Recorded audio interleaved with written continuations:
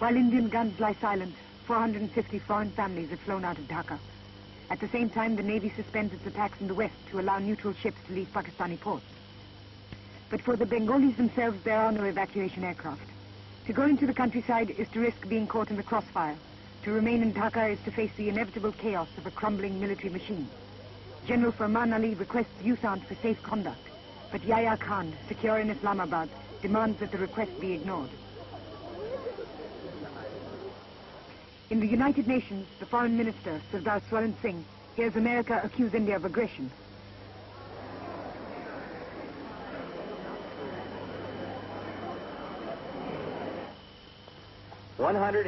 But America's moral posture seems hollow to India as the nuclear-powered 7th Fleet of the United States moves into the Bay of Bengal. But in defiance of this expression of world opinion, India again said no. They continue to prefer the use of force to peaceful means. India, which over the years has sought to reflect in and outside of this chamber the moral force of the world, the very precepts for which its great leaders, Gandhi and Nehru, stood, is now disregarding the Charter of the United Nations. This one-sided and partisan attitude of the distinguished representative of United States of America has shocked and surprised us. The U.S. is entitled to its own opinions and interpretations. So are we. But facts are facts and must be stated. Right from the beginning of this unfortunate situation that has arisen in the subcontinent, India had been asking for a political settlement acceptable to the elected and acknowledged representatives of the people of Bangladesh. In Delhi, anti-American feeling reaches a crescendo as America cuts off economic aid to India.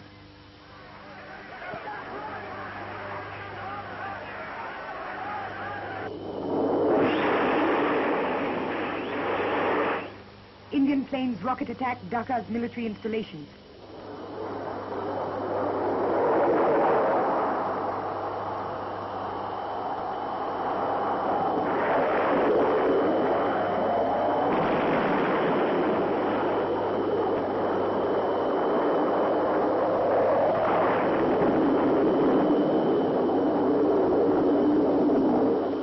The panic-stricken governor of East Bengal resigns.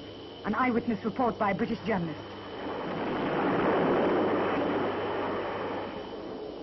I got there after the first raid on the governor's house, which half destroyed the residence.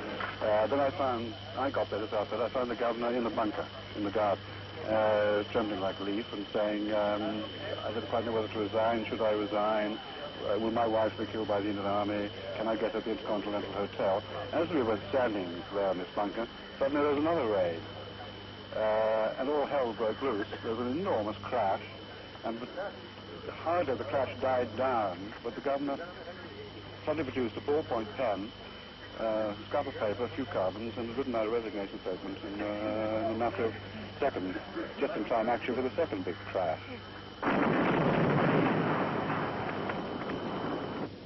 The noose around Dhaka is drawn tighter with the help of the Indian Air Force's helicopters.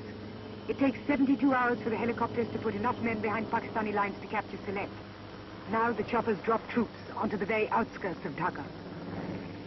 The engineers of the Indian Army provide instant mobility by building bridges as fast as the Pakistanis can blow them up. The hallmark of the Indian campaign is the complete coordination between the service wings. On the eastern front, the Mukti Bahini provide military intelligence and ancillary offensives.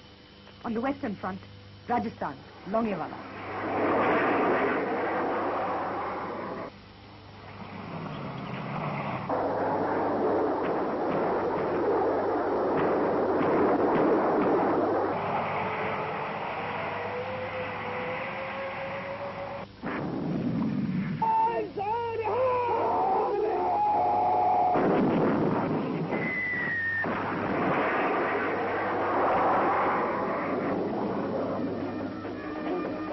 A meticulously mounted tank, air and infantry operation regains territory taken from India at the start of the hostilities. All over the west, the Pakistanis are being dislodged. In some places, they are driven hundreds of miles into their own territory.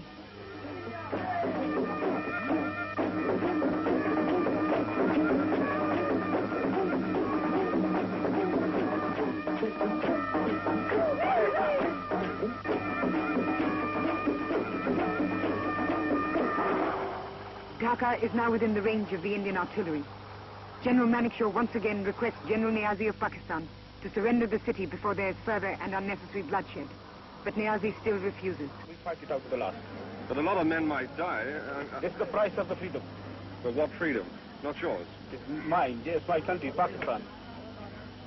You still consider that you stand a fighting chance Pakistan will stay, yes, inshallah it will stay. Zulfikar Ali Bhutto, now Foreign Minister of Pakistan, is also defiant. In the UN, he declares his country will fight to the end. I think it's disgraceful to my person and to my country to remain here a moment longer than necessary. But I'm not boycotting. Impose any decision. Have a treaty worse than the Treaty of Versailles. Legalize aggression. Legalize occupation. Legalize everything that has been illegal till 14th or 15th of December 1971. I will not be a party to it. We will fight. We'll go back and fight. My country hearkens for me. Why should I waste my time here in the Security Council? I will not be a party to the ignominious surrender of part of my country. You can take your Security Council. Here you are. I'm going. As the Pakistani delegation leaves the chamber, Chittagong falls to an amphibious attack. December 16th, Pakistan units begin to surrender. Amir Abdullah Khan Niazi, martial law administrator and commander of the Pakistan Eastern Command, offers unconditional surrender to General Jagjit Singh Arora, commander of the combined Indian and Mukti forces in the Eastern Theatre. General Arora flies to Dhaka to accept the surrender. Strict military protocol is observed at the racecourse, where the instrument of surrender is signed. It is 4:31 in the afternoon. 90,000 Pakistani soldiers become prisoners of war.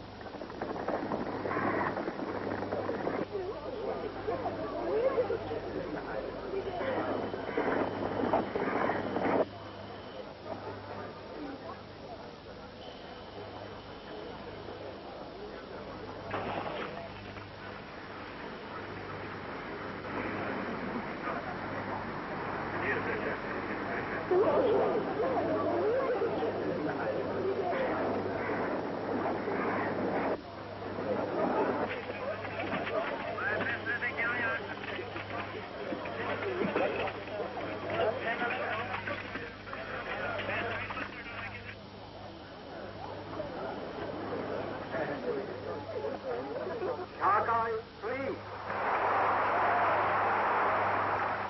Bangladesh is free. The people of Bangladesh are free.